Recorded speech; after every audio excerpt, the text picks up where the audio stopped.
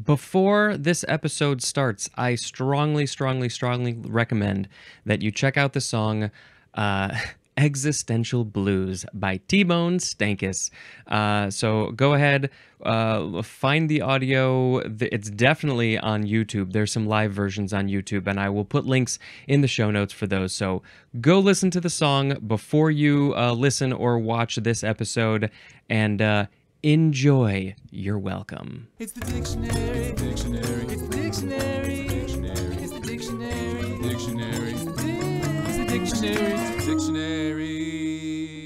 Hello, word nerds. Welcome to The Dictionary. Of course, it's a podcast show. It's also a YouTube show. And I am very excited to say that I have another guest on this episode.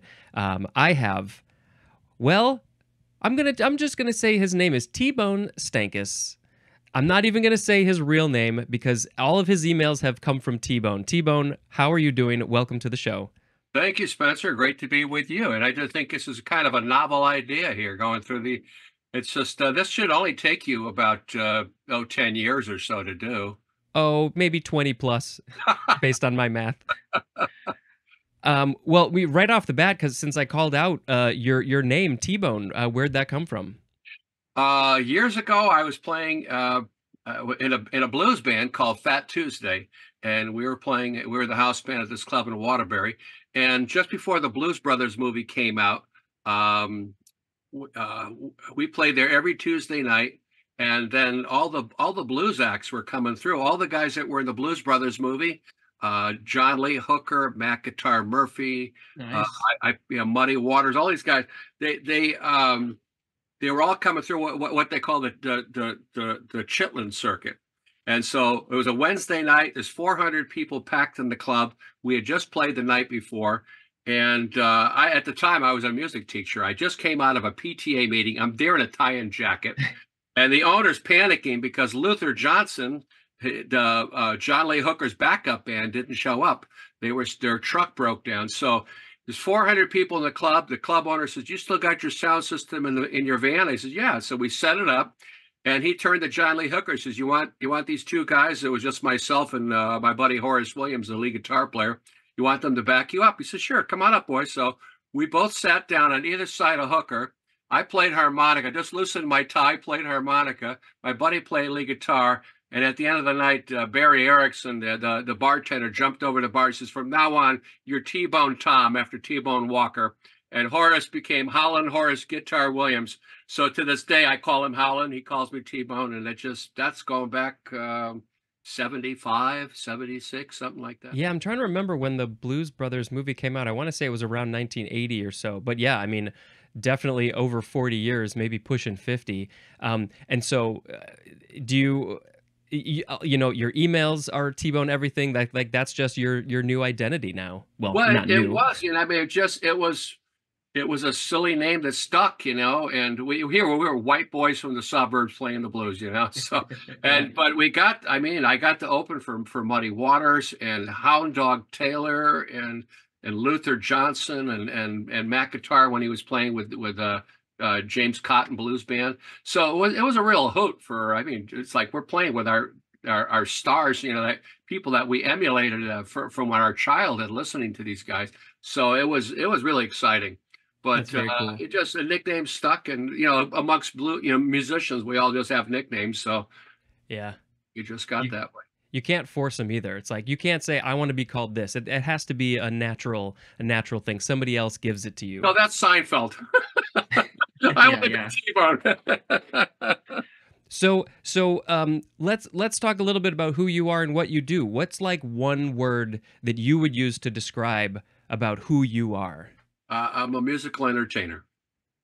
That's two words, but I'll take it. We can hyphenate it. Make it one word. There you go. There you go. Musician. That's one word. Yeah. Yeah.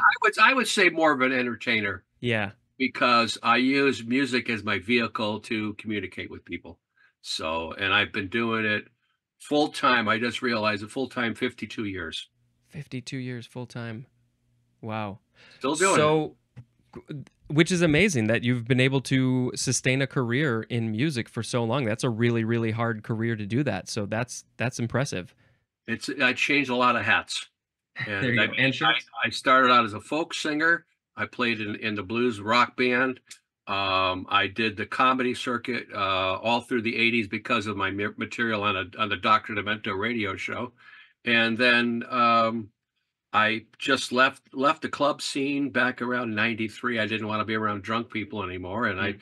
I went full time with children. I went all over the country doing fairs and festivals, all the way out to Albuquerque, New Mexico, and I had a full size van, and I mean a van plus a trailer, and I would take the family and we'd go cross country, and I do the fairs and festivals and schools and theaters, and then just this past December, I just said, I can't jump around like I used to with the kids.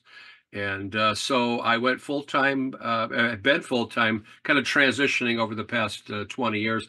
And I work with people my own age in the 70s and up. So a lot of senior centers and nursing homes, things like that. So I Yeah. still get to do my old club back from the 60s with people who are my own age. So Right. Yeah, you're playing those, what we are calling oldies now. yeah, I would love listening to the oldies station with my dad, who's almost exactly the same age as you, and so that was my station when I was a kid, listening to the oldies. I love that stuff. that's great. Yeah.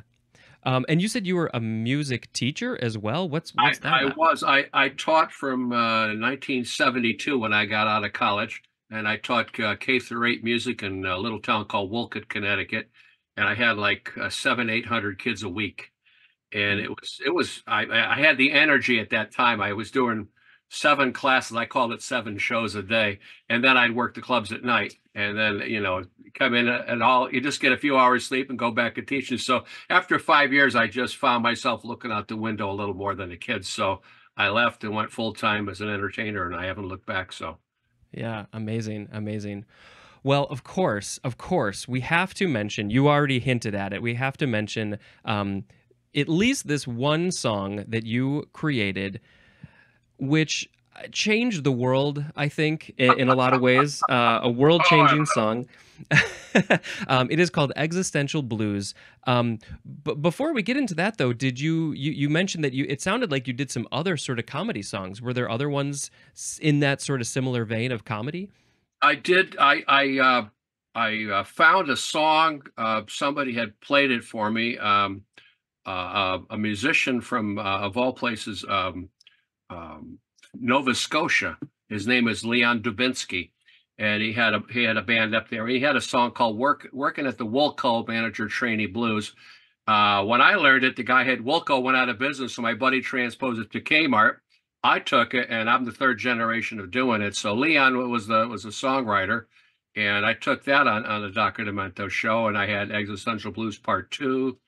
Hmm. I did a country version of Prince's Purple Rain, I didn't change a thing. I just did it country, Change the and genre. it worked. So and I had a bunch of other songs over the years so I came out with a full album about 10 years ago of all comedy music that I did Nice. over a 10-year period with him. Where can people find that? Is it available? Right now, I'm completely revamping my. I just sat down with a guy yesterday. I'm completely revamping my website. So give me a month or two. I'm going to have it all up on. Look for Tom T-Bone Stankus, and when you punch that in, give me 2 months. Give me 2 months from Okay. today. The website should be up. I'll have you can download the whole album or a particular song if you want. And so we're kind of redoing that now. I don't want to send. I was selling hard CDs there for years, and it's too much work to lick stamps and mail stuff. Yeah. So everything's going to be downloadable and available to everybody who wants it. So. Excellent. Is there the chance that it's going to go up on like a Spotify or something like that too? I'm Or still learning this. yeah, You helped me as I'm an entertainer. I'm not a whiz when it comes to. you're not an IT professional. I'm not an IT professional. I just love to be in front of a live audience and see the smiles and hopefully make them smile. And that's where my forte is. When it comes to computers, I play a mean game of solitaire and I can check Oh my yeah. emails, and that's about it. Hey, that's all you need. You got people to help you with that I got stuff. a young Well, fella working on the webpage. yeah, yeah, exactly. I would need that too. So this episode airs in almost exactly a month, and so once your website's up, maybe a month or so after that, let me know. I'll update the link in I there. appreciate that. Thank you. Of course, of course. Well, so briefly, we should probably talk about existential blues, a hard phrase to say. I think I want to hold off the majority of the conversation for it until we get to the last couple of words. But just quickly, tell us, a bit about where this came from and like what part of your brain were you accessing? I think it's funny because I've seen comments on the different. If you go on YouTube, you can see different me playing in the colleges when I had a long mullet, when I had Oh, I hair, saw that today. Oh, yes, I loved it. and that's back around 84, 85. And there's comments underneath this is, boy, this guy was really hooked on cocaine or something. I wasn't ever into drugs. So the funny thing, I'm just an adrenaline junkie, and I just love when I'm on stage. I kick into high gear. I talk fast. I perform fast. But where it came from, I just finished. I was just getting ready to leave teaching after 5 years. I was really frustrated there. My girlfriend and I at the time were splitting. I had a manager who I had a 5 year contract, and we were going our separate ways because he got into Scientology, and that wasn't something I was into at the time. So it was just a lot of stuff. And if I had one more drunk come up to me at the bar, said, "Hey man, what are you really into?" And it's like I had it up to here and so I decided, I'm going to write a song that sounds really profound and says absolutely nothing. Yeah. So one morning, at just 6 o'clock in the morning, I had to get up for get to school early for bus duty, and anything that came to my head, I had a pad and pencil. I just started writing things down. And all through the time I'm on bus duty, all the little munchkins coming off the bus became the little people in my song. Okay. That night, I went out and did 3 verses of the song in a club, and it wasn't even a finished product. And I just said, existentially speaking, this song doesn't exist. I'm not here. You're not here. So thank you very much. Good night. And I got a standing ovation. I said, what's this about? So every night I played that song after. People were requesting, play that crazy song. And it evolved on stage. And even the Dr. Demento 6 minutes and so many seconds, the live thing I did later was over 10 minutes. It just evolved on stage. I would throw a joke at the wall. If it stuck, people enjoyed it, it stayed.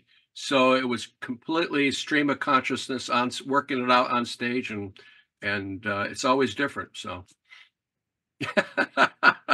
it is intense. It is amazing. I mean, I got that Dr. Demento collection, the 20th anniversary collection, when it came out. I was about 11 years old, I think, in like 91, give or take, and it blew my mind, just like everybody else's minds that were blown from this song, and it has stuck with me for years and years and years. And so I watched a couple of those live versions this morning. Oh, I did love the mullet. I have to call out the mullet again. And it's like it's an opus. I don't even know what the right word is, but it's incredible. Obviously, you have a whole other career that is unrelated to that. So quickly, I just have to ask, are you sick of it? Does it irritate you? oh, What are your thoughts now? I haven't played it in years because I'm not in that market. Yeah. Market I'm playing it right now. I go out with a duo, and that'll be at my webpage too if you ever want to look that up. I go out with a duo. Instead of the Everly Brothers, we call ourselves the Elderly Brothers. We're both in Yeah. our mid-70s, and we just go to senior centers and play 50s and 60s music. And we only pick songs with tight 2-part harmony, and like the Everly Brothers, and we do Roy Orbison and Elvis and the Beatles, and we're just laughing because it's the guy I'm playing with, Brian Gilly, incredible keyboard player and beautiful singer, and we just tried to. I've never played really lead guitar or anything, but we try to pick songs really tight harmony, and it's a joy to work. So that's what we're doing. So no, I haven't played that in years, but I still get people like yourself. It tickled me out of the blue. A couple of weeks ago, you reached out, Yeah. and I said, I had a guy from Germany and a guy from Athens, Greece, and people from all over the world writing me about the song. So, like I said, finally, after all these years of putting it on the shelf, I'm going to take it out, dust it off, and everyone can, if they want to purchase it, that's great. I still have 45. I think I have a couple hundred of the original 45s. I'm going to autograph and put them on sale too. So, but Uh, can I you'll get get dibs one. on You'll get buying one. one of those? I will pay. I will pay, of course. Wow. Okay, that's amazing. So that's Um, but that's just another. I just it's not a market that I perform it at. of course, yeah, you're not playing at colleges like you used to. Although I do have to say, if you were to break it out at one of your elderly brother's shows, you might bring the house down, I think. I don't know if they would probably say, "Are you drunk?" Are you on cocaine? Are you? Yeah. So Right. no, Yeah. I don't think it'd work. Yeah. Well, similar ages, they might, coming from the same generation, going through the same decades that you did. You, But you might have a few. maybe down the road, if I could hit the high notes, it would be a blessing. I was wondering about that. You hit some very, very, very high notes, which I was really impressed with. And I was wondering, can he still hit those high notes these days? I don't know. I guess you'll have to. On occasion, I can. Yeah. So no, I was always a music major and a voice. I did a lot of voice lessons, so I learned how to throw my voice into high falsetto Yeah. and sing there. I mean, how did they? What the guy that amazes me is the lead singer for the Bee Gees, how he Oh, sang it and the high register, or all the guys that sang Motown. The lead singer, you'd think it's a woman, but it's a guy singing beautiful, pure falsetto. So I always try to play with that and throw my voice, and just and it's a trick. That's all. It's just a yeah, vocal yeah. trick. Lots of training. You're a very good singer, Thank and you. maybe we'll get to hear a little bit of that later if I throw you a curveball. But in the meantime, we will talk about some words. I read through the list of these words, and there's a number of these that I am not at all familiar with. So maybe you are, maybe you're not. I guess we'll find out, right? Well, I think the show just ended. Yeah. We'll You don't see. exist. I don't exist. No, Let's I go don't know. home. We'll see. All Try me right. out. Let's see. Where are we going? Hey, let's have fun with this. All right. The first word is exigent. Exigent. This is an adjective from 1629. And number one, it is requiring immediate aid or action. And the example is exigent circumstances. All right, well, number two looks similar. Requiring or calling for much. Much what? I don't know, just much of something. The synonym is demanding, as in an exigent client. So yeah, it seems like it's just requiring a lot, needing a lot. We need this right now. Clients are saying, "Hey, I'm this exigent client. I need something from you right away." Is this a word that you have ever heard before? No. But Me neither. but so you said it's from the 16 what? 1629. 1629. Uh, my father was a great writer. He wasn't a professional writer. He was a colonel in the Marine Corps. But my father loved to write poetry. He loved to write short stories with a little twist to them. And he just did it for fun. He didn't do it professionally or to get it published. But I was listening to a talk show as I was driving today going to work, and this guy was talking about how these kids are coming out of Harvard and Yale. They have no command of the English language, and it's I think these cell phones have dumbed us down with how short can we talk with just syllables, or just a couple of letters that stand for words. And how this one guy had his grandfather come over from Ireland. He had nothing more than a fourth grade education, but he wrote and spoke so eloquent. And we've lost the English language. I mean, you go back and read Shakespeare, people go, "What the heck?" But that Shakespeare was not highbrow. Shakespeare was not for the rich people. That was for the common man. That's a misconception. It's like opera was not for the rich people. That was for the common man. And to have the beautiful flow and eloquent words. I tried to read Moby Dick, try to get into that, and I mean, one sentence lasted almost a half a page. We would call it a run-on sentence. Yeah. There, in those days, it was just beautiful, flowing poetry, words that you had to be a wordsmith, but everyone talked like that. And today, it's like we've lost that art, you know. Yeah, you are absolutely correct. I mean, I think different countries deal with it in slightly different ways, but yeah, I mean, these smartphones, that's the sort of ironic thing about it, is that they're just kind of making us dumber in a lot of ways. I Oxymoron. definitely, yeah, I'm feeling the effects of that, which is, part of why I like doing this show, because I get to read these words, learn these words. Most people don't read through the dictionary. I never have until now, and so I get to learn them. I'm not going to retain them because my memory is terrible. But I get to get a little view into what I'm missing out, the vocabulary that I don't have. So I appreciate learning things like this. But yeah, if you were to say, oh, that client is being so exigent, like what do you sound so fancy and uppity? But these are good words to learn. Sure. I agree. Yeah. Real quick, we can look at the etymology. It's from the Latin verb exigere or exigere, which means to demand. That's literally all it is. So, it's just all about being demanding. I hope I wasn't too demanding on getting you on this show. I don't think I was.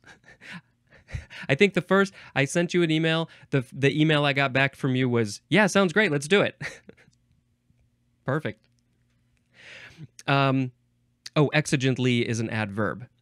So what I do after each word is I make a sound effect that is like, oh, we're transitioning into the next word now.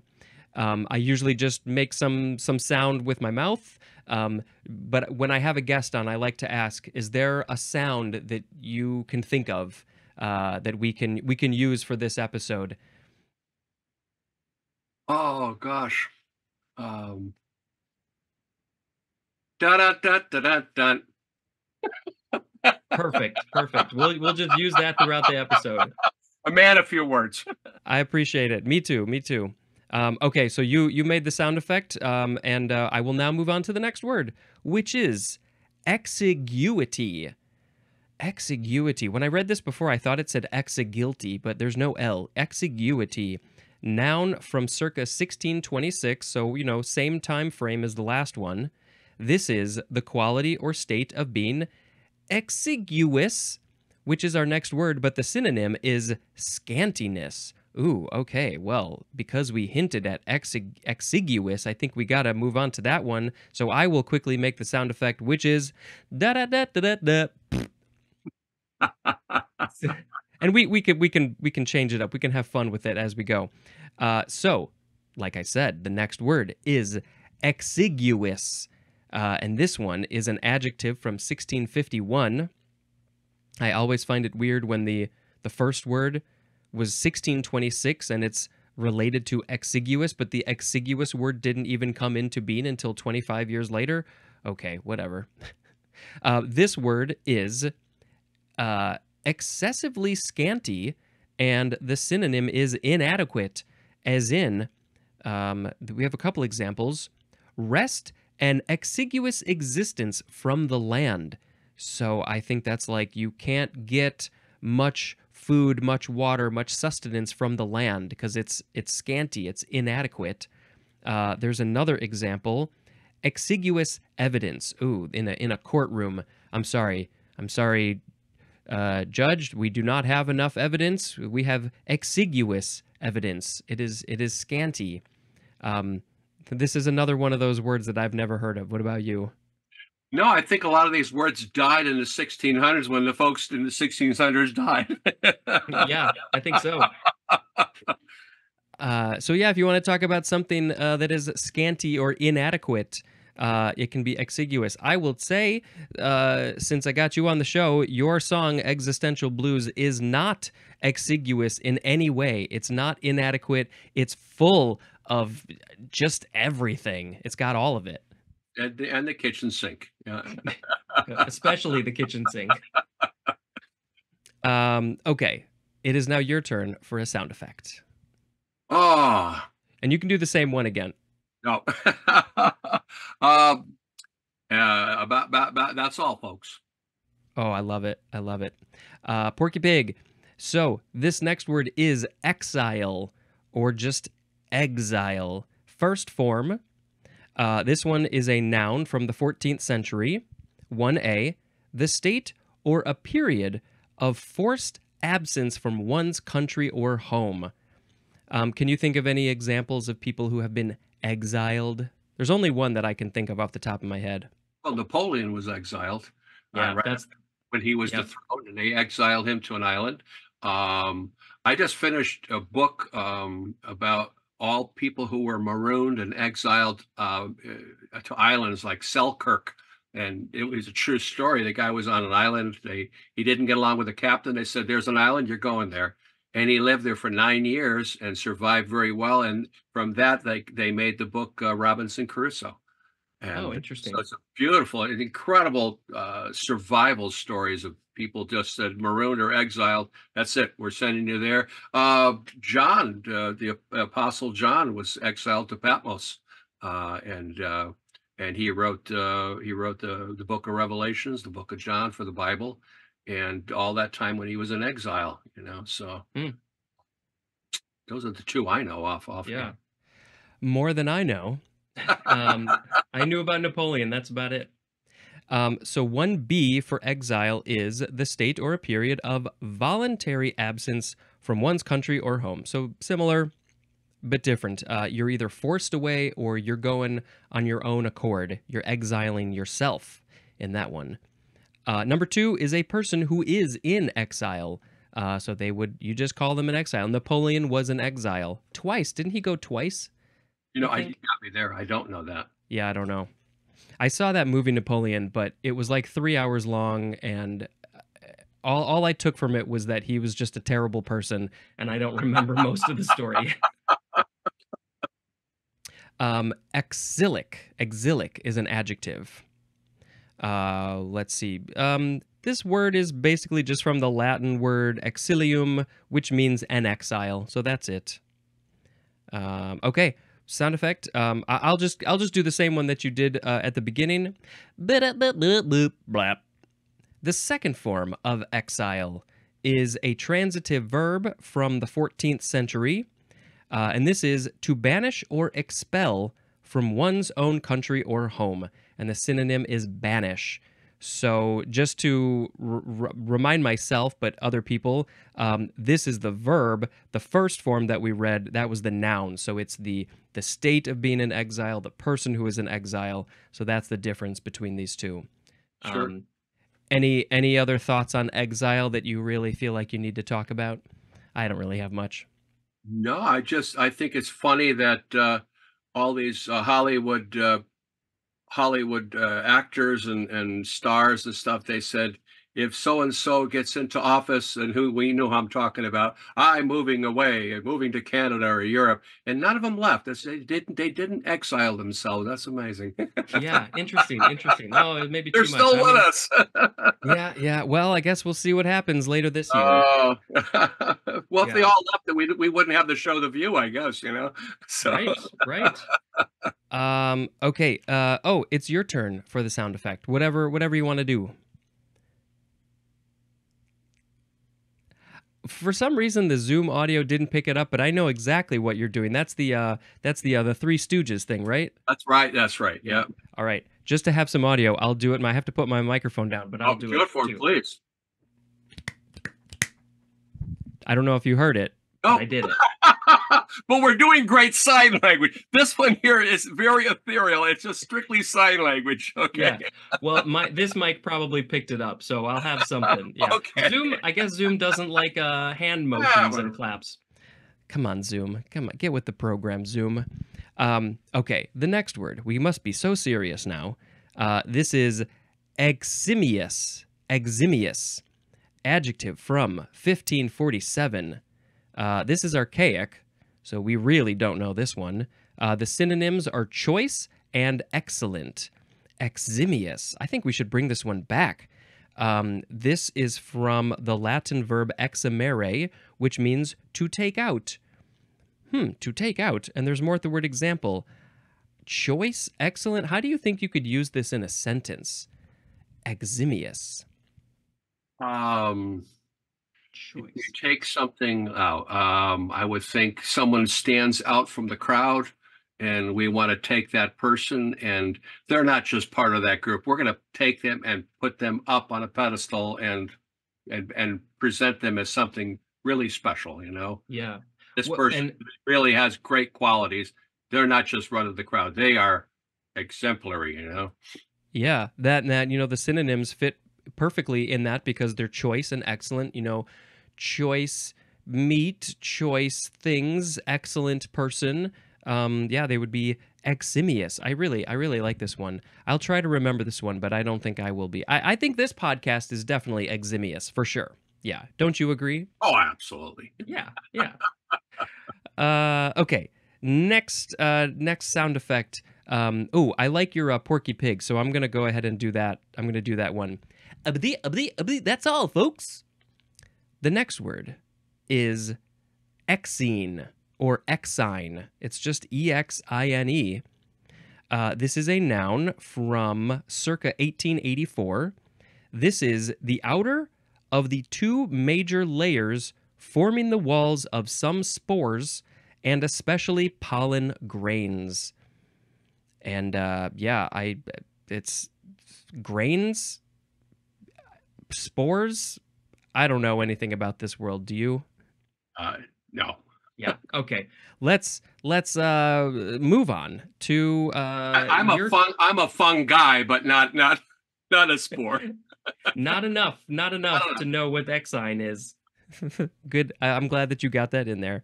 I had a little pin. People are wearing these pins now these days on their bags. Lots of various little cartoony pins or something. I had one that said it was a mushroom and it said "I am a fun guy," and it fell off my bag, so I gotta go buy another one.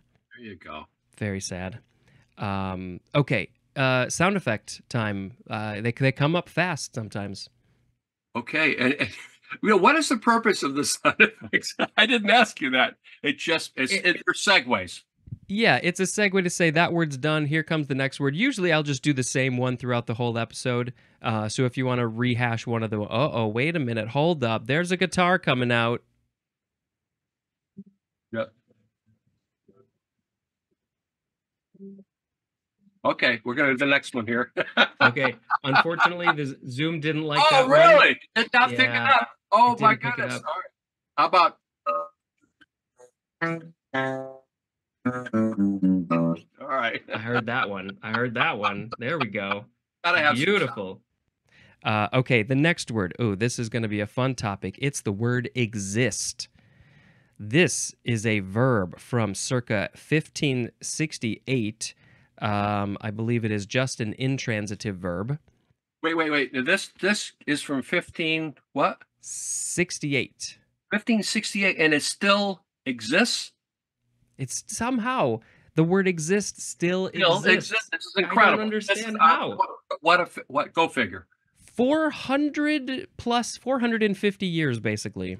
Well, it's a classic. It's a classic.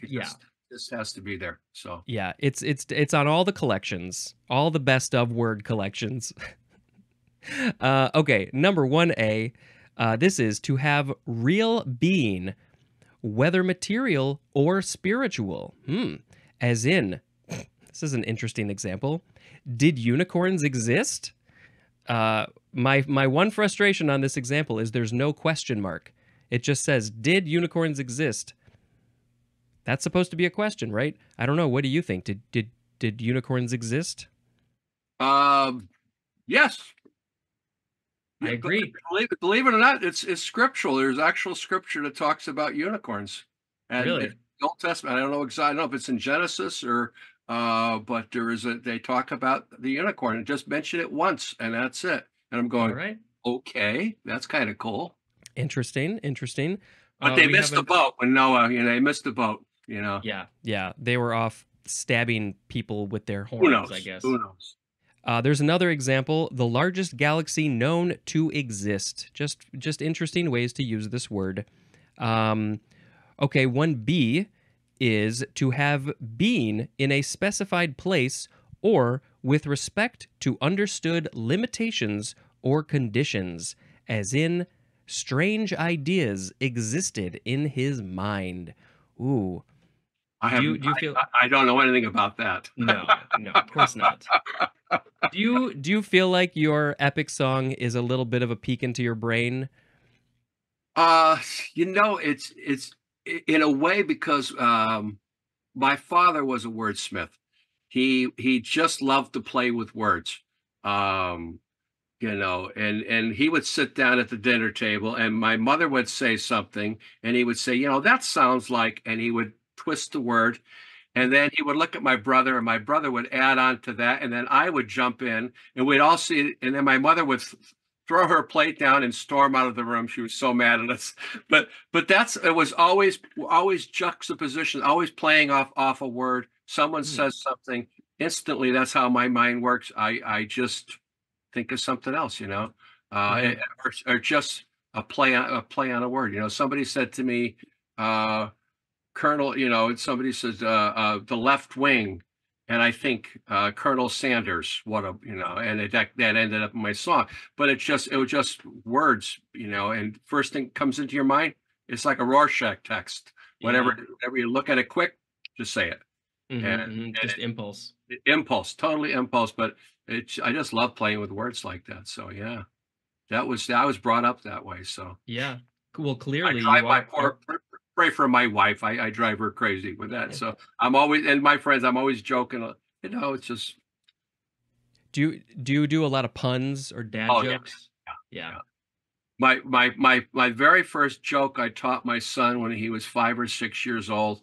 We were coming in the house, and my wife we had this hydrangea bush out by the front stoop of the house, and she had asked me to trim it, and my idea was to trim it right down to the ground, and it'll come up. I didn't know with hydrangeas you have to delicately clip it a certain inch from the pod, and so she was just horrified. She said, "My hydrangeas," and I looked at my son. I said, "Well, I guess they're low dranges now," and uh, and. And that's his first joke, and he was telling everybody about the low dranges, and my wife was just so mad at me for destroying the plant. Yeah. And here he is now laughing about it. Yeah, it's just, so Oh, that's it's funny. because my wife's not here right now. She's still at work. Yeah, yeah. I have a coworker who he's not even a dad, but he loves telling dad jokes and puns, and he'll tell them when we're at work all the time, and we all just groan. I appreciate them for sure, but we love to give him crap for all of his dad jokes. Oh, yeah, I love dad jokes. I think they're the best. The It's dumber the fun. Yeah, exactly. Yeah. Okay. Well, number 2 for exist is to continue to be. That is the definition. The example is racism still exists in society. And that is very true. Still, it just continues to be. That's not a topic I want to necessarily bring up in the moment. We're talking about the word exist, not racism, but yes, it still exists. We've made big progress, though. Okay, 3A is to have life or the functioning of vitality. As in the example, we cannot exist without oxygen. Yes, that is a fact. Can you, just like you said, just a thought in your mind, just say it. The first thought in my mind was, how long can you hold your breath? How long can you exist without oxygen? Yeah, yeah, really. Oh, sure. Uh, you get the blues when you do that too long. It's Your true. face gets very blue. Yeah. Um, let's see. To have life or function, yeah, it's a kind of an interesting definition. But we've got 3B, which is to live at an inferior level or under the adverse circumstances, as in the hungry existing from day to day. They're just trying to stay afloat, but they are hungry. So, lots of different ways this word can get used. We will quickly look at the etymology, which is from the Latin existere, which means to come into being or exist, which is from ex plus sistere, which means to stand or stop. That's interesting. And then from stare, which means to stand. So that's where it comes from. I want to ask some questions about what are your thoughts on like just existing in general, but we've got some other words that are related. I don't know. One thing I did want to point out though, in the first definition, it said to have real being, whether material or spiritual. What are your thoughts on that? I mean, that's a big topic. Everybody's going to have different thoughts on material, this physical world, or spiritual. What do you believe, I guess? Okay, well, a lot of folks is this, it's going to come from left field, but a lot of folks don't know about me is that I'm a born again Christian. So Okay. I have a strong faith in existence, not only here. It's like, what am I going to do with my existence here? How am I, if I do believe that Christ lives in me, how am I shining for him? Is my existence a positive thing for other people out there? And because I place my trust in him and my faith in him, I know that I have eternal existence. So that when I'm no longer physically here. So there's two different ways of looking at that with existence. And so you always put your best foot forward. That's the motto. I love what that little thing. You can say it better than I can. You have it at the bottom of all your emails to me, and Oh. it's something about playing. And what's that about playing? Yeah, we don't stop playing because we grow old. We grow old because we stop playing. That's it. And I'm 74 years old, and people say, "Why don't you retire?" And I said, "Why would I?" Because I told my wife, I says, I was just even before we were talking about any of these words, or even you emailed me, a week or two ago. I said to my wife, I says, I I love my friends. I love to have a good meal, and I breathe air. And I said, and I sing, and that's all part. If I wasn't singing, I wouldn't be me. So I will keep going until the arthritis completely takes over, or I can't. But somehow I'm going to keep, make a joyful noise, or I'll keep croaking, with Yeah. my voice. But it's just you can't stop. I have friends that they look like old men because they say I'm retiring. They put their feet up on the couch, and a few years later they're gone because they let go of life. What a waste. Yeah. So. I totally agree. I feel like, I've had that thought of retirement since people start asking that when you're young. And I'm like, why, if I'm doing the stuff that I like to do, why would I ever retire? I feel Yeah. like retiring is from the thing that you have to do for your job just to make money, but it's not the thing that you love to do, which is why I guess a lot of people do when they retire, they pick up hobbies. But like you said, a lot of them just sit, they become inactive, and that's when a lot of physical problems start to come up. So yeah, I'm pleased to hear that you are just going to keep on going as long as you Oh, can. oh gosh! My two of my heroes were George Burns and Bob Hope. They went until 100 years old. And I says, Yeah. and if you ask them, they probably say the same thing. Why? In my head, I feel I just had my second knee operation a week ago. In my head, I'm 16, and I'm still looking for the next adventure. Now, like I said, I've changed so many hats in this business and so many different varieties of music. I mean, I'm a song leader at a Baptist church on Sunday mornings and Wednesday nights, and that's a completely different thing. Doing gospel music, and it's always fun. I'm always looking for a new creative way to reinvent what I do, and because I just can't stop. It's just too much fun. I love to hear that. You are going to exist for a very long Ah.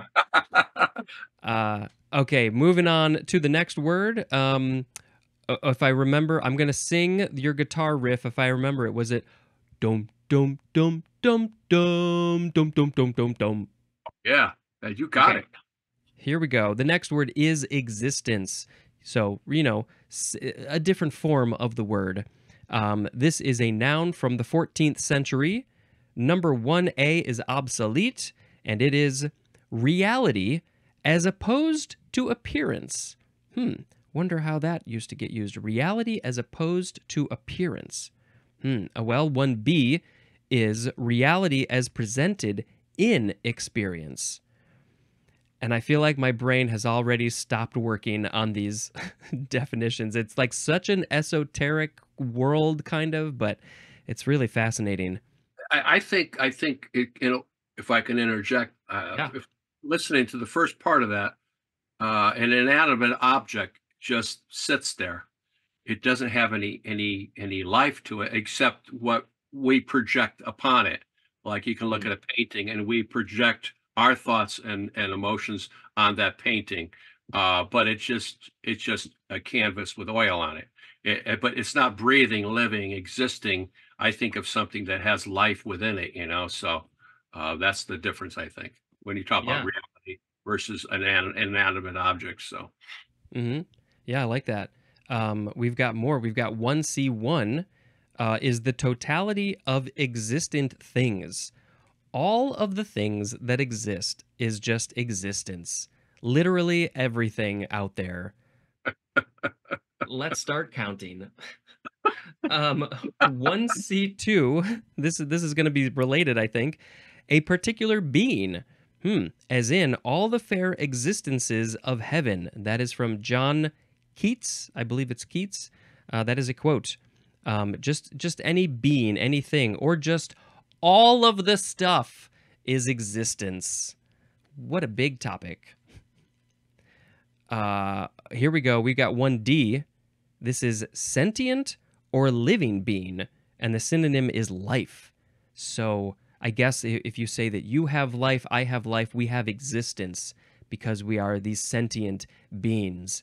I was going to hold this question for later because, we're going to get into the existential world, but one of those existential questions is what is life? What is this thing that makes this body go? Is there a soul? This is the stuff that I think about all the time. What are your thoughts on that? I'm curious. oh, I believe that this is just a shell that you're looking at right now. This is my physical shell, and the being that's within me is going to live on. And it's just, my faith tells me where I'll be, and that's heaven. And and it's just, and I can't wait to find out who shot Jr. and Right. all the mysteries that how did this happen, how did that happen, and all the things that we just didn't know about. I like to think there's a big projection screen and we're going to see everything that happened, but no, it's and I just zoned there for a minute, Oh but yeah. Me too. no, I don't think. I think we, again, when you stop being that little kid inside, that's sad. Mhm. And so, you wanna create, don't people say my glass half full or half empty. I say my cup's overflowing because that's how I feel about it, you know.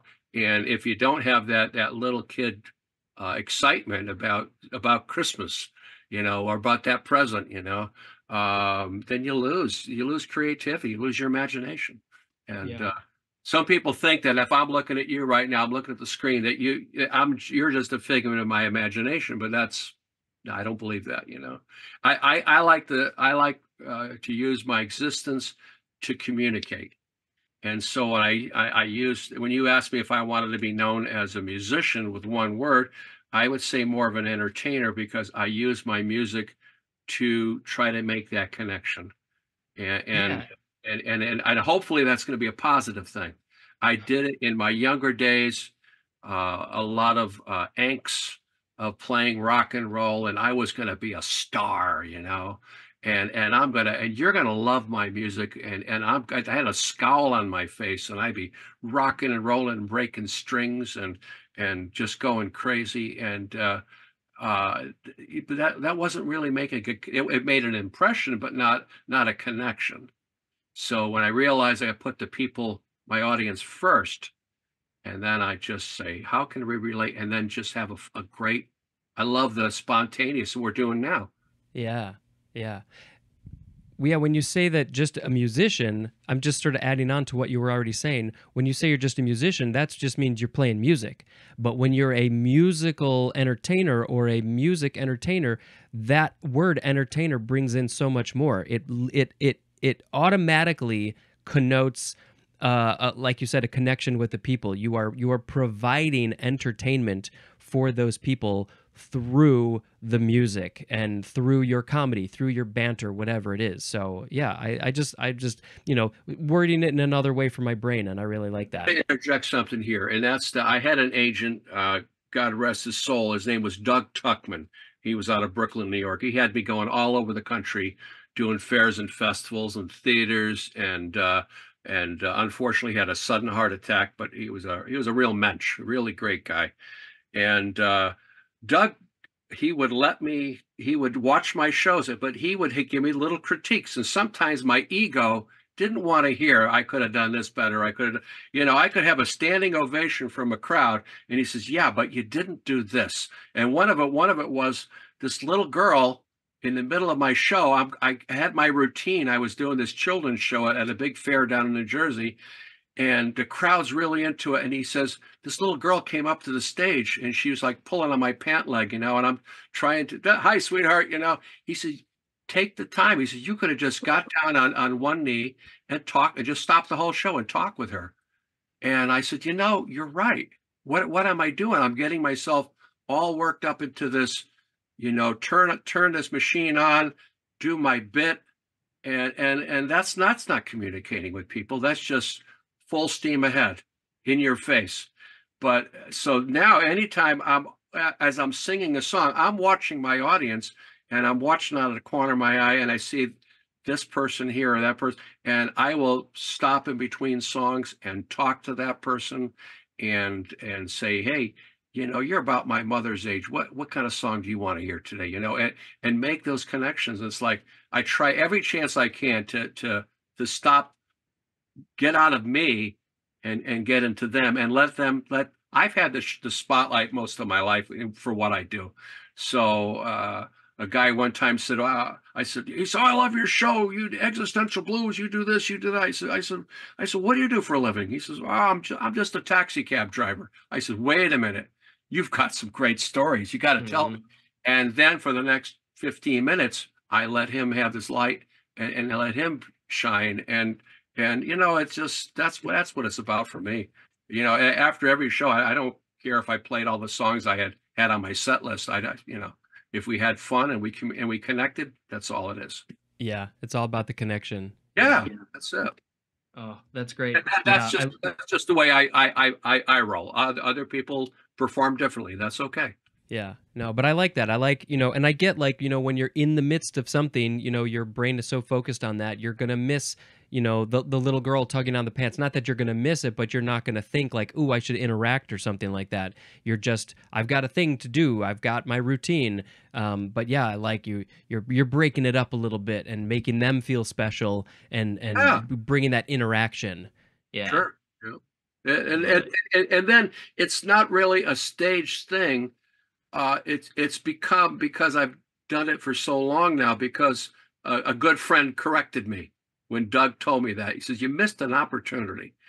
And I said, you're right. I went through this whole thing of full steam ahead with my routine, and I missed the opportunity to just breathe and connect. And now it's like, that's the way I roll. I don't have any set list. I'll just go out, see my audience, and read about how old they are, about where I'm at, what song I'm going to play next. As I'm playing one song, I'm thinking 2 or 3 songs down the road. or I'm going to interject this joke because I see this the way this guy looks over here. He's a farmer. I got a good farm joke for him, and try to get him in, and so it's that's all. Yeah. I'm babbling here. I'm sorry. No, no, I like it. I love to get the like the little nuggets of your life, because we've just met, and especially the things that are going on in your brain. I love hearing that from new people, anybody, especially. Yeah, that's great. Well, we will now go full steam ahead. We got more definitions. This is the most fun thing to do, just to read dictionary definitions. I think, yes, we left off at 2A for existence. This is the state or fact of having been, especially independently of human consciousness, and as contrasted with non-existence. Oh boy. I don't even know how to respond to this stuff. We have an example: the existence of other worlds. Other worlds existing. Those could be metaphysical. Those could be literally exoplanets, planets in other places.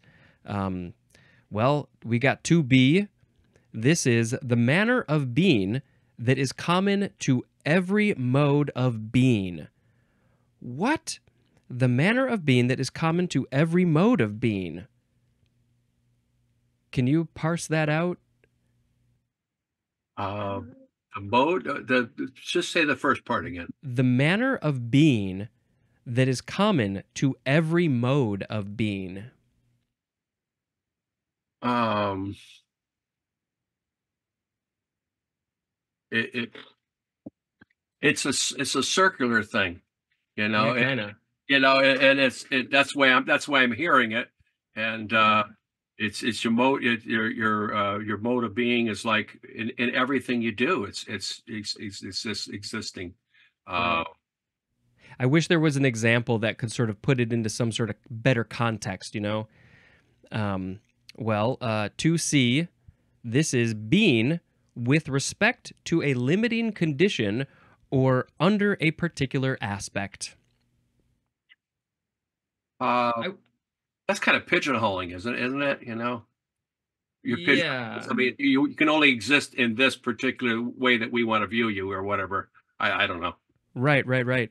Being with respect to a limiting condition or under, yeah, just in this little area. Okay. Number 3 is actual or present occurrence, as in existence of a state of war. So it is, yes, it is actual or present. That war is actually happening. It is occurring. We got a lot of that going on in the world right now, and that makes me sad. Yeah, that's true. That's true. It's My pop was in the thick of it in Guadalcanal during the South Pacific in World War II, and he said it was just dirty business. That's all it was. And he says he had a saying that he would say with his buddies every morning they wake up to go on patrol. He says, "Big business, quick decisions," and that was just, and they never thought they were going to come back at the end of Yeah. the day. That's how they lived. That's how they just could put one foot in front of the other to overcome the fear.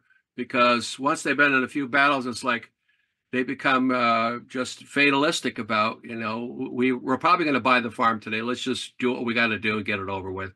And that's a sad way to be. But he said, it come to Vietnam. I tried to join the Marine Corps to go over, and I got rejected because of my eyes. And I was sad about that, but my father said, "Good." He said, "I don't want you in this war because it's just dirty business." And he says, "Nobody should have to go to war. It changes so many people's lives." And so he came back a very gentle giant. He was always on a pedestal in my life, but he never pushed that. He said, "Just because I was in the Corps doesn't mean you have to be." And there's just too much senselessness of the whole thing, and the big guys in government, the big guys smoking the cigars, start the wars, and then the young farm boys have to go fight it. That's Yeah. ridiculous. It's a Yeah. waste, and it's not that's not natural. Right, right. War is this weird thing. Well, they were definitely questioning their existence when they were over there, and glad he made it out, and Yeah, you were able to have a relationship with him. I feel very blessed. Yep. Yeah. Can you please make a sound effect? It's that time of the show. Ooh, let's see here. I don't know we're going to be doing this. So let's see. How creative can I be here? Let's see. Is that another Three Stooges? I don't know what it is, but that's definitely, yeah, yeah. I will I'm gonna redo that because again Zoom didn't pick it up, but Well, there you go. my dad and I would do that. We would do like the William Tell overture with Oh, our cheeks. that's Let's see. classic.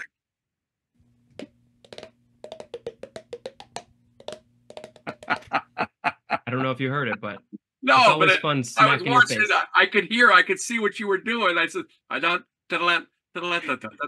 Yeah, yeah. Awesome. Okay, the next word is existent, adjective from 1561. Number 1, having being. And the synonym is existing. So if you just have a being of something, you are existent.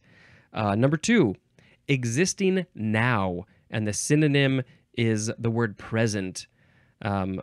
Just think of like a teacher taking the roll call and asking if the kids are there. Like, are you existent? Yes, yes, teacher, I am existent now. I am existing here right now. Thank you. The example there is existent methods of flood control.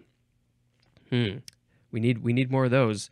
Existent is a noun, and yeah. And now begins the part of the show where we get into some very interesting conversations with some definitions and some questions. So I'm going to do a sound effect. I'm going to go, puppies, puppies, puppies. Very well Because- done. Very well done. Very thoughtful. Very thoughtful. Yes, I put a whole lot of thought into that one. I wrote that for days. I can't imagine where that came from. Yeah. So our next word, of course, is the word existential, which I just love this topic anyway because the questions that the existential questions that people have I think are great, and then of course for you being here we've got more questions. So let's read the definitions and we'll see where this goes. Existential, adjective from 1693. Number 1, of relating to or affirming existence, and the synonym is existential propositions. Affirming existence. So existential is just like, yep, that thing exists. That student is in their seat. That's one way to use existential. 2A is grounded in existence or the experience of existence, and the synonym is empirical, like you are observing something. Grounded in existence or the experience of existence. And I can't help but think like everybody has their own experience, their own experience of existence. You know, you have had this wonderful life. I have had a whole totally different life. So this is all it's all about our own existence, right? Existential. Okay, we'll keep on going. We got 2B. I gotta go back to the very first one we were saying about a student sitting in their chair. They exist there. When I was a teacher, there were moments when I would see them sitting there, and I'm going, "They're not there. They have totally tuned me out. They're in Idaho right now. They're not in that seat listening to me as a teacher. You know." So. Yeah, that physical body is there. That mind is. No, they're gone. They're gone. Who knows? Who knows? Yeah, it's very true. Very true. Okay, so 2B for existential is having been in time and space. I mean, what can you say about that? Having been in time. Well, we are all. You know, if we're alive, we have a being, I guess, and we are at a specific space, in a specific space at a specific time. Your time is an hour ahead of my time, but somehow it's the same time. Yeah, yeah. very Eh, linear. Yeah, and yeah, some people say that you read about people who've had near death experiences that just time is they realize is doesn't exist. right. They just exist, and they're taking it all in and going, "Wow, this is great." Yeah, Or wow, this is scary. However, which way they go up or down, but the concept of time doesn't is not there, you right. know. And they said, "Oh, you were dead for 20 minutes." And they come right back into their body, go, but just felt like a second like that, you know. Yeah, yeah. Felt like Or an felt like eternity. days, or whatever, but vice versa. So Yeah, yeah. I find those near death experiences so fascinating. Yeah, really interesting stuff. Just the last one is number 3. The synonym is existentialist, which is in the next episode. So that's just one who I guess is maybe studies existentialism, which will be our last word. Existentially is an adverb. Um, but real quick, let's ask some existential questions. If I can find my document that it's down here on this monitor here. Let's move it over. Um, so you said that you were not one who was doing drugs in the early days, but I have to imagine that you have had these thoughts. Like what? Let's find a good one. We already asked about like what's this thing that makes you live? What is death then? Um, what about do you think that life is determined or anything is determined, or do we have free will? That's always a fun existential I question. believe in free will, Yeah. and I and I have to live with the mistakes I've made over the years. And I look back and cringe. And then I said, all right, I got to keep looking forward to the fries and look Yeah. forward. And you can't dwell on the past, So I think everyone will have anyone who says they've never had regrets of things they said or did, we've all had, I wish I hadn't have said that to that person or did that or whatever. And we've all had that, but you just got to keep pick up and keep moving on, and what are you going to do where you are now and moving forward? You Right. can't let that anchor hold your leg down and drag you down. You just got to let it go. Yeah. And Don't dwell in the past. fast, Keep fast. keep on moving. Keep on going That's it. forward. That's it. Yeah. Yeah. Let's see. Any other? What are some existential questions that you like to think of or have thought of in the past? Oh golly. Um, I would I joke about the big television screen in the sky. I would love to know all this conspiracy theories. I love history, so I Mhm. want to know. I want to know who really was behind John Wilkes Booth's. Just he it wasn't he shot Lincoln, but what was going on with that? I love Civil War history. I love. I could tell you where I was in Mrs. Williams' seventh grade English class when Kennedy got shot back in '63, and I could tell exactly when it was happening. I heard it over the announcement over the speaker, and I would love to know, all these. Uh, I'm sure it was a lot of folks involved, but stuff like that. So I just love the trivia history. What happened here. I would love to see how things really went down. Uh, Sure. and see other things in history that happened, and that's one of the things I like to think about someday being able to see all that. But not that Right. it really matters. But yeah, No, but having that knowledge is, oh, that's cool to know that. Yeah. So like maybe when you die in 55 decades from now, because you exist for a very long time, um, you will be able to have all of this knowledge of these things that you didn't know about. and I don't mean to, I'm not trying to be proselytized, but Scripture says that when you meet God face to face, you'll know everything. And not Right. that you're going to be God, but He's going to give you that indwelling that you're going to know. Oh, okay. It's just, oh, that's, so, but, and that doesn't spoil. That's not a spoiler alert. I Well, think it's it's not at kind of that point. cool. Yeah. Because you mentioned JFK, I don't know if you're aware. There's a really interesting book called I think it's just called 11 11/11/63 or something like that. I think I have the date wrong, but it's the date that JFK died, and it's a I guess it's sort of a time travel story. And so if you've never heard of it, I think you should check it out.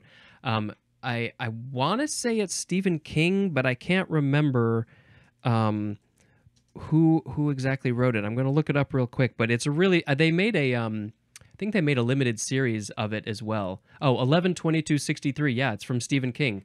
So it's not like a horror thing or anything like that, but Yeah, if you no, that's fascinating. And it just again, I just have always been a history nut ever since I was a kid.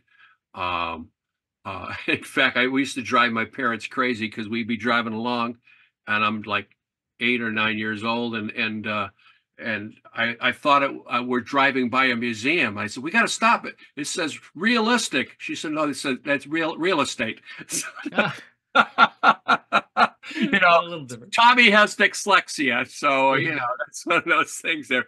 But so I always was fascinated. My folks would always we'd go camping and we'd go up to Fort Ticonderoga in upstate New York, and I was fascinated with the French and Indian War, and then we'd go down to Mount Vernon and learn about history. With my father would be stationed in Quantico, Virginia, so we'd do all the Civil War battlefields. So anything like that, it's just fascinating for me. But uh, Yeah. I'm way off on a tangent here. I'm sorry. Well, no, so that's good. Like, so just like, I guess one last existential question is like, you're so interested in those things. What do you think it is about that like struck a chord with you? That's kind of an existential question. Yeah, it's just fascinating how it's all a puzzle and how all the pieces fit. Um, um, my last name is Stankus. That's Lithuanian. If you look it up in a dictionary, it's Polish, and that's because Poland and Lithuania had 100-year war where the borders were going like this, and Mm. so in essence, the shield the word stank is a Polish seal, a shield, I should say, and but yet it's the most common last name in Lithuania. It's like Smith. Oh, So that to me that's like, how did that happen? And then my grandparents would tell me, well, the border went like this, and then the war happened, and that happened, and so that's kind of fascinating how uh, one it's a domino. During Vietnam, we talk about the domino effect. It's gonna all of Southeast Asia is gonna fall if the communists come into Vietnam. Um, but everything cause leads and to something effect. else. It causes something else, causes something else. So I just like to see how it all plays together, how it all Yeah. fits together like a puzzle. Yeah, definitely. Um, I feel because we have just finished the word existential, I should probably, for my own knowledge, ask you some questions about your song, Existential Sure. Blues. Um, let's see. Well, so you already sort of answered about sort of how long it took. I mean, you said that you did like three verses after the first day or so, and then it just sort of grew and grew over a period of time. So it wasn't like you sat down and just wrote the whole thing. Oh gosh, no, it was totally anything that came to my mind. Someone told me what I had done, and I hadn't even known that it was called a tone poem. Mm. And I think you and I were talking about it the other day. A great tone poem is Bob Dylan's "Subterranean Homesick Blues." Well, Mama's in the basement mixing up the medicine. I'm on the pavement thinking about the government. A man in a trench coat said he got laid off, and it's just like all these this what seemed like this junk things are just flying around, and one word is associated, connected to the next word, connected to the next word, and so I didn't plan to do that. That's just the way it came out. Any word that came to me, I'd either rhyme it or I had a word association that had totally absurd associations, and it just because again I just people everybody was into transcendental meditation and drugs and philosophies, and I got tired of what are you into, and I'm going, I'm just into being. It's like, why do we have to be into anything, you know? So Yeah. I just got tired of it, and I just wrote anything that came to my head and threw it at the wall and said, "Take that." Yeah. Where did the Wizard of Oz thing come from? I was on bus duty You that mentioned that, day, yeah. and the kids are coming off the bus, and they became the Munchkins. You know, Yeah. just in my head, my word association. And then you just went with that, talk about the big green building and there's a dark forest and there's a witch, and it's like, so that was just like, well, if I'm going to talk about the Munchkins, I'm going to logically go to the rest of the story, basically, right? And yeah, it's what. And as we're talking, I keep. This thing's getting very long for you. I apologize, but that's how I love to talk with people and have with the old days we call them BS sessions, sitting around the campus, in the college dorm, and but just whatever came to my head at the time, it just tickled my fancy. And I'll throw that in there, Yeah. and it evolved on stage, and then after I recorded it in '80, it just I kept doing it on stage in colleges, and what a 6-minute song became a 10-minute song. I just kept Mr. Rogers ended up being in there, Yeah. and how did that happen? I don't know. Just Right. one night, Mr. Rogers was there in my head, and he just ended up on the song, So And so when you found something that stuck, it just stayed in that version and then it would. just stayed in there, and then I would just add on to that and expound on that, and Yeah. Do you know the last time that you performed it? Are you aware of what like date or location that was or year even? I think, believe it or not, I did it at a church coffee house. And Ooh. somebody asked me to do it, and I said, "Do you realize what the song is?" They said, we know you're a Christian, and we know you have this whacked out song. We want that. We want to show who you are, the completeness of you, and I said, okay. And that's going back 25 years ago. I Mm, did it at a Christian coffee house, and people came to see me do that song. And I did a bunch of other comedy songs. I did some bluegrass gospel. I love bluegrass, and it was a whole hodgepodge of stuff. But a lot of comedy and a lot of stories. yeah. That's great. Um the the end of the song is well, I guess right before you get to the end, the whole thing is about the searching for the meaning of life. That's sort of a through line through part of it, and you get to what I guess could be the punchline, which is, I'd rather have this bottle in front of me than a frontal lobotomy. Sorry to spoil anything for anybody. It's been out for a while.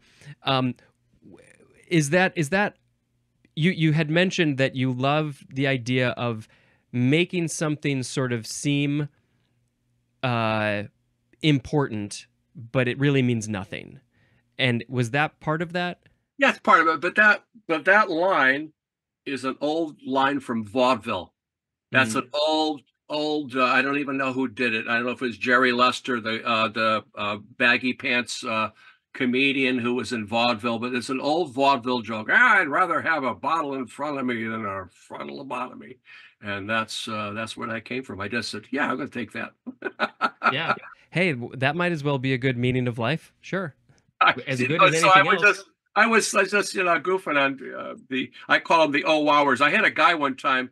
He was an Ivy Leaguer, and he was at a restaurant that I was performing at, and I got a standing ovation from the people. I said, I'll be right back. I'm going to take a short break. We'll come back with another set of music. I ended the first set with Existential Blues, and this guy, he says, "Oh, Tom, could I talk to you?" And he's trying to impress to his girlfriend what an intellectual that he was. And he says, I feel to say, you know, I was listening to your song. I think you're actually talking about imperativism. And I said, wait a minute. And I says, I said, this is just a song, and this is the goof. I said, it doesn't mean anything. His girlfriend was on the floor laughing, and he was like, he got all flustered because I said, look, you're taking yourself too serious, man. This doesn't mean anything. And that was the whole. I got a kick out of it. Princeton University had a group of kids who called themselves the Existential Blues Society, and they had their own club. I mean, I thought that was a hoot, you know. So Yeah. Oh, that's great. I love that they did that. I just have a couple more quick no, questions about please, it. please. Um, I find it amazing because my first experience was the recorded version. I find it amazing that you were able to perform this live with the delay effects and everything. And so I was wondering if you could just talk a little bit about how you were able to do that. I had a group of friends, maybe 4 or 5 friends, who came in the studio with me. They were my munchkins. I said, when we do Follow the Yellow Brick Road, you're going to sing your. I don't care how funky it sounds. You're going to do your thing. And I had honed the song so long on stage. You know, I like to really, before I go into a studio to record anything, I like to really play it live and make sure that it's cemented in my head, you know. And then I have a Roland chorus echo, and it's an old tape loop machine. And I had a friend of mine, and Bill McKenna would be my sound man. He'd go out live with me and do all my lives, set up my equipment, and do the board. And he would punch the button in at the right time, and he was just Johnny on the spot, perfect. You know, years later, when he couldn't go on the road, because he was still a teacher also, and he couldn't. If I started traveling far distances, I finally got a little push pedal with my foot, and I was able to. Some of the ones you saw me do in the colleges, upstate New York, you know, 4 or 5 hours away, and I would use the foot pedal with the Roland chorus echo, and it just timing it. That's all. So the foot pedal, you would hit that and it would cue the Puppies, puppies, puppies. right. And Echo. did you have to set it to like a certain time, a certain amount of seconds or milliseconds or something, or was it preset? You didn't have any control over that amount of delay. Oh no, no! It was the Roland chorus echo is some. There was the predecessor to that was the space echo, and if you look it up, these are fun. It's still, believe it or not, this thing I bought for $700 is worth like $4,000 now on eBay. But the Roland chorus echo was a continuous loop tape, and you can do different settings. I can go hello, hello, hello, or I could do it hello, hello, hello, hello. You can change the speed, Dial it in, because there's like 5 or 6 different tape heads. So the distance between each tape head, you can shorten it or make it longer. The delay. Yeah. So that's all. That's all the magic. And I also had a lot of reverb. So I hit a reverb pedal and make it sound full and fat. You know. Yeah. Yeah. Just And so very simple. you were very fast. And I'm sure you had that foot pedal in the videos that I saw. You were very fast at turning it on and off, because sometimes it happens and sometimes it doesn't.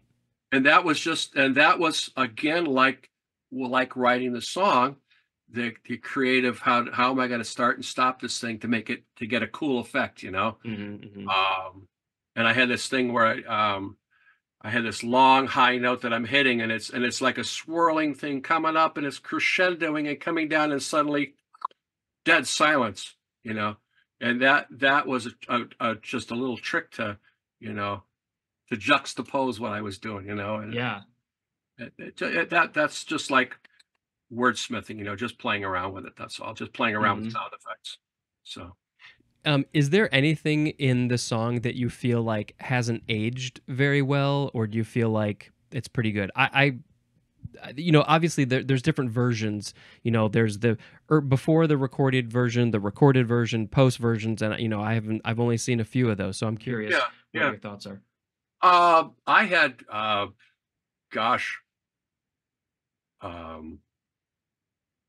had verses that, you know, I had originally written and just trashed them. You know, it just did. It was topical, you know.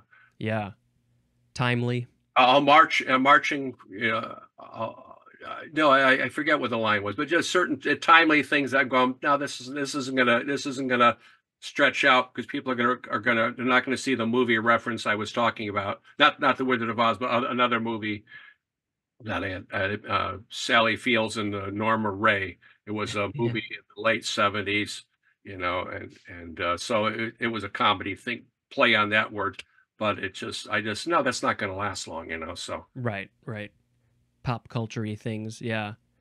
The recorded version that ended up on the Dr. Demento show, was that all in one take then? All in one take. Boom. It just there was no editing. It was all live to 2-track. Boom, that was it. Yeah. And we didn't have to play around it at all. So we just caught it. We were very fortunate.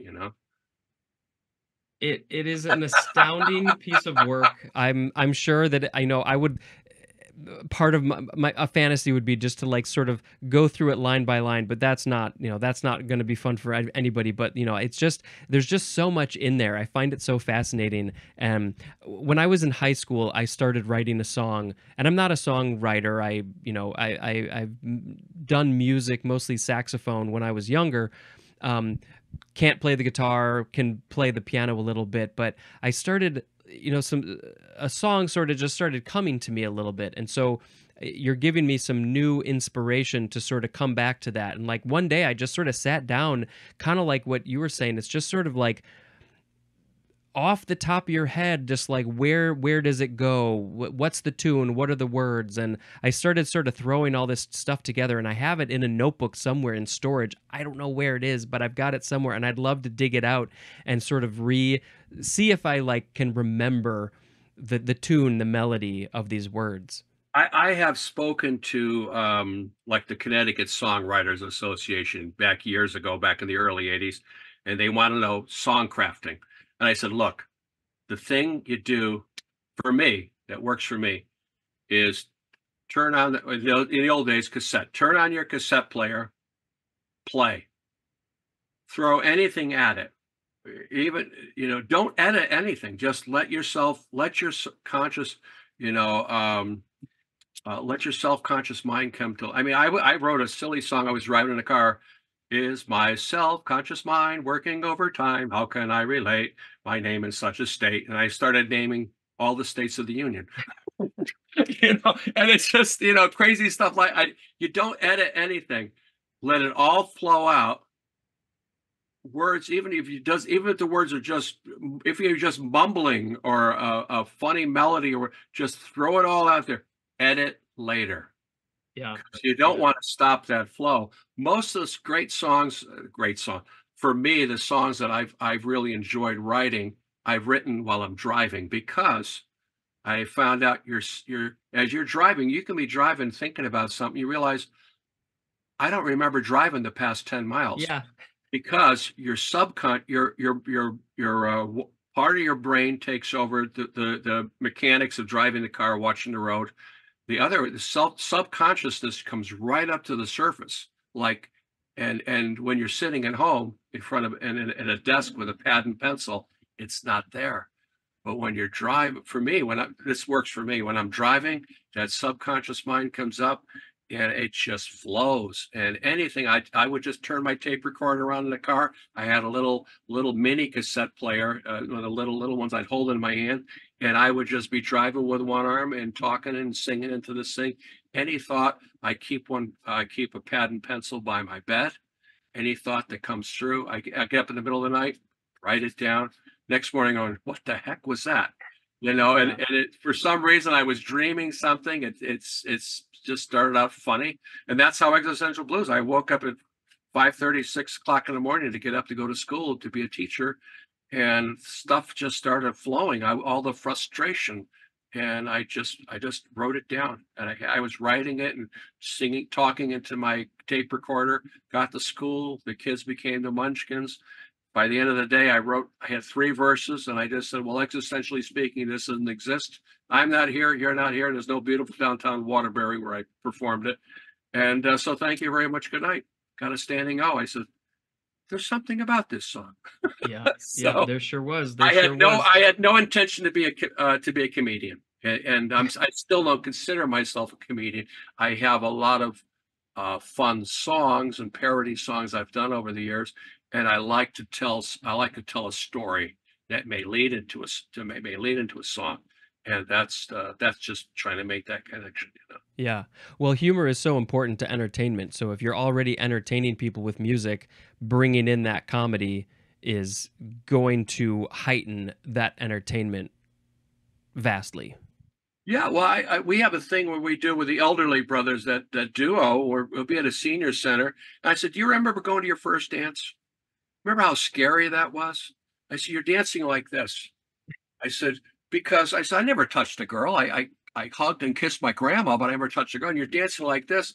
And I said, "But this girl, she was at a parochial school, and I says she took my hands and put them around her waist, and I'm dancing like this." And then we got so close, her cheek was brushed against my cheek, then we're dancing like this. And I said, and then out of the corner of my right eye came a black and white tornado, Sister Meaning, with something or other, with a 12-foot ruler, who separated us and said, "Boys and girls, you can dance, but you have to leave room for the Holy Ghost." I said, "Then you go back to dancing like this." And then we go into a slow number from the 50s or whatever, a doo-wop song. And it's so all BS stories, all fun, but it's just, I love to have little comedy bits that lead into a song. And that's how we do it for anybody who wants to see the Elderly Brothers right now. Go to my friend Brian Gilly, Brian Gilly, GILLIE.com, and click on the Elderly Brothers. Scroll down, you'll see live videos of what we do. So that's anybody's interested. So, and if you're in the East Coast, the Northeast Coast, that's right. That's where you are, right? Yeah, I'm from Connecticut. That's where I'm at. Yeah. Yeah. So if anybody listening or watching is in that neighborhood, go to a live show. Maybe you're a senior citizen at one of the. There you go. Homes. Yeah. We have cougars in their 80s wearing poodle skirts chasing us around. So my wife's secure. She said, just go make the money and bring it home. Yeah. What are you gonna say? Well, we have one more word for this episode, and I'm realizing it has one long definition, which I think I didn't even realize that before. And can you please make the final sound effect for this episode? Whatever you want to do. Okay. Well, how about this?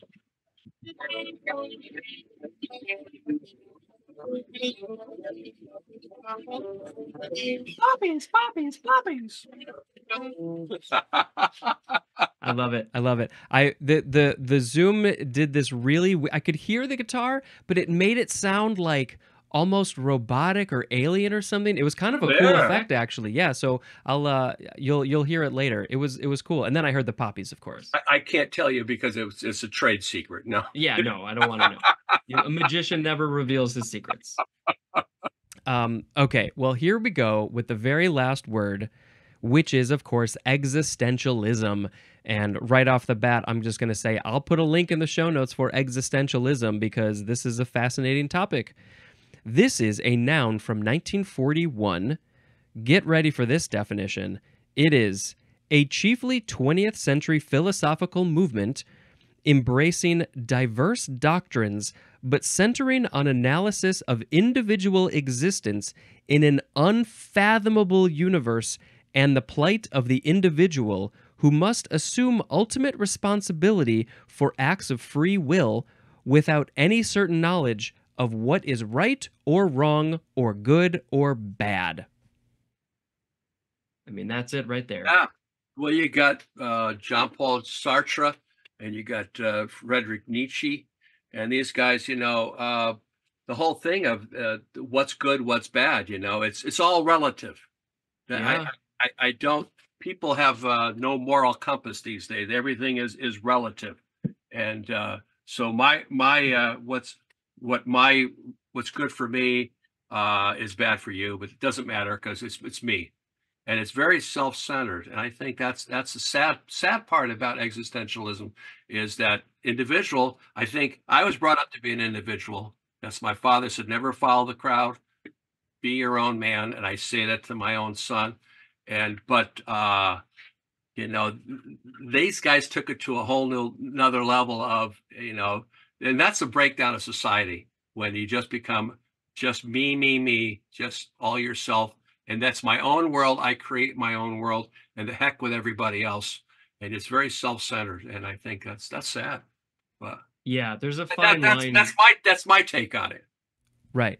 Yeah, there's a fine line between, taking care of yourself and being an individual and also being really selfish and narcissistic. So what oh I like what you said about how it's all relative. I've mentioned this on the show before. You know, there's the phrase of like the nemesis, the antagonist in a story is the hero in their own story. You know, usually they're not necessarily doing something that they think is evil. They think they're doing something that's good. Or I think a really good antagonist is like, well, if you see it from their point of view, if you can be empathetic to what their life situation is like, you realize, oh, well, I get why they are behaving that way, even though we see them as the bad guy. You know, they don't see it that way. So yeah, it's all relative. It's what's good, what's bad. It's a very complicated world, and you know, it's fascinating to really break your brain on some of these topics: the existentialism, the existential questions, the existential blues will definitely break your brain in a really good way. And I'm very pleased that you were able to do this. We were able to throw this together relatively quickly. The one last thing that we do here on this show is we pick a word of the episode. So I will quickly just reread the words, all 12 of them, and then you, as the guest, will get to pick a word of the episode. Do you think you can handle that? I'm going to try. Okay. Try. I have faith. I have faith. Here we go. We had exigent, exiguity, exiguous, exile, how do you say this word? Eximius, exene, exist, existence, existent, existential, and existentialism. What do you pick as the word of the episode? Well, you know, U.S.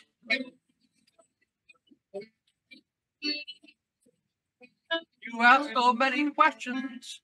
What answers should I choose? Is this Plato's heebie-jeebies or just existential blues? I'd have to say existential. Existential is, of course, the word of the episode. Thank you very much. I'm sorry that Zoom wasn't behaving with your sound, some of your sounds in your guitar. This is great.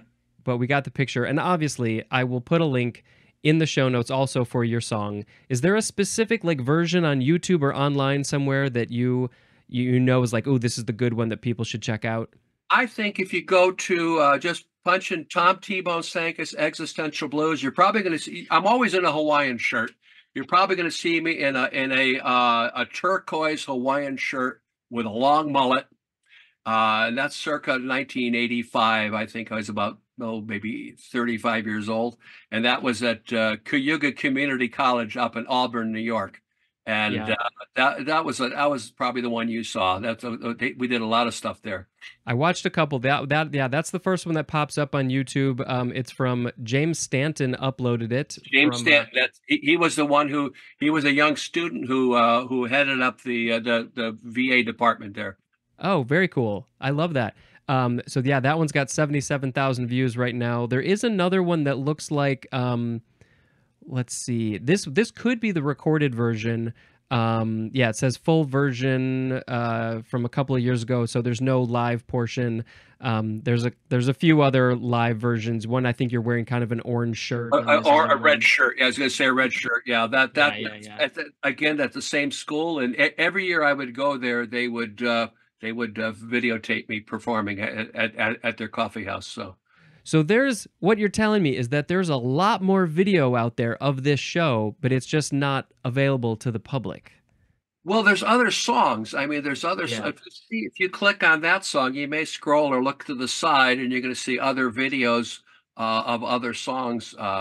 Whether it's a Jimmy Buffett song, and or whatever. There's other songs that I have there recorded. So yeah, check it out. There's one will link to the other, and they all somehow exist together. Oh, yes.